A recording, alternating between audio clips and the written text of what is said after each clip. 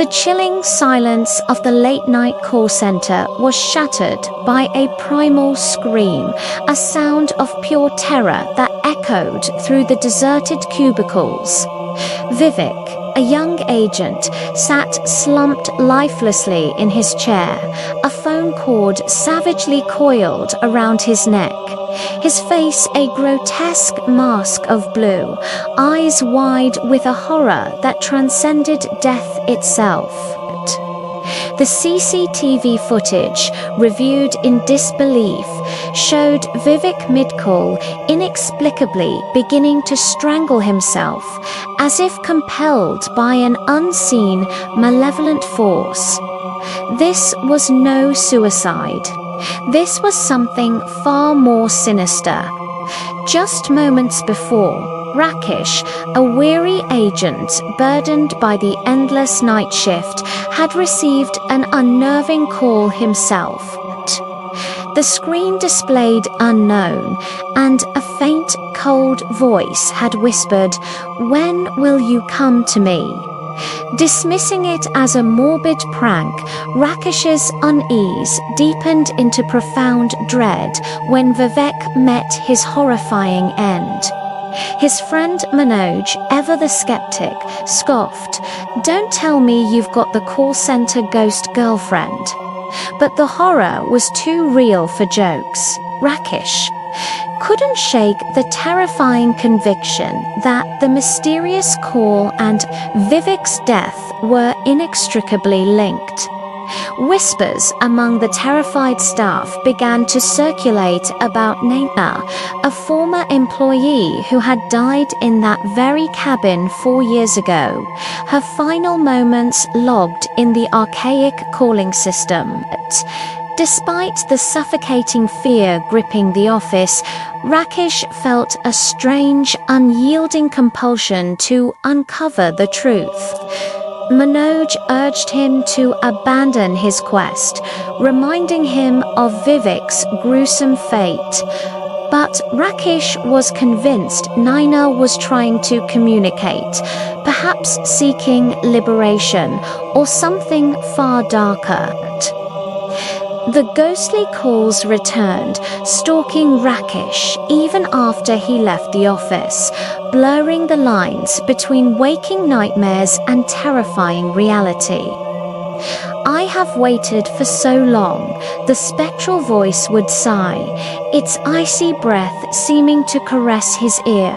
"You are alone, and I am alone. When will you come to me?" One night, the old office phone, inexplicably present in his home, began to ring. Its ghostly summons piercing the oppressive quiet, dropping the receiver, his heart pounding in his chest. Rakesh knew this was far beyond a prank. This entity wouldn't let him go. Driven by a desperate need for answers, Rakesh sought out the old security guard, a man who had witnessed the office's dark history unfold. The guard, initially reluctant, finally confessed the deeper, darker truth that chilled Rakesh to the bone. Naina's death wasn't a mere heart attack. She had been driven to it by a monster still inextricably linked to the call center. For years prior, Naina had been a vibrant, exceptionally talented agent, loved and admired by all. Her boss Abhay, a charismatic but predatory man, had shamelessly used his position to seduce her, promising her a bright future within the company and his affections. Naina, naive and hopelessly smitten, had believed his every word. But Abhay was a cruel manipulator, and when she confronted him about his deceit, he brutally dismissed her, reminding her of her place as a mere call center employee and threatening her career. Heartbroken, humiliated, and consumed by a burning rage, Naina vowed to destroy him, to utterly ruin his call center. in a final desperate act of defiance and despair. She swallowed poison in her cabin, forever binding her tormented spirit to the very place of her betrayal. "I will stay here forever," she had whispered into her final voicemail to Abhay, her voice choked with tears and venom. "In this cabin, in this call center, I will ruin you." The call center, now infamous throughout the city, struggled to find staff. A new, unsuspecting recruit named Ahmet joined the night shift, lured by the promise of extra pay. Alone in the deserted office, he began to experience the same chilling phenomena that had plagued Rakesh: phantom sounds. Computers restarting themselves, a chair moving on its own. Then, in the distance, he saw her, a ghostly figure in white, head bowed, her long hair obscuring her face, sitting in Naina's old dust-laden cabin. As he cautiously approached, his heart hammering against his ribs, she slowly lifted her head, revealing a spectral white face, eyes like empty black voids, and a throat ravaged by a gruesome, bloodied wound. "When will you come to me?" She rasped, her voice an icy whisper from beyond the grave. Amit's scream tore through the night, his life ending precisely like Vivek's, strangled by his own phone cord. The call center was officially declared haunted, its doors sealed. A chilling monument to unanswered calls and a vengeful spirit.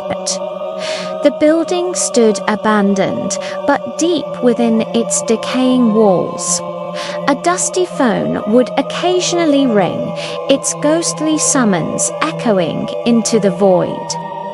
Years passed, the building forgotten by most. Abhay, the very boss who had betrayed Naina, returned to the abandoned call center, a cynical smile playing on his lips. He had meticulously orchestrated the rumors of the haunting to drive down the property's value, now planning to resell it for a staggering fortune. Believing himself safe, the dark past buried forever. "Yes, my friend, the building is ready to be sold," he gloated into his phone, dismissing the local tales of ghosts and curses with a laugh.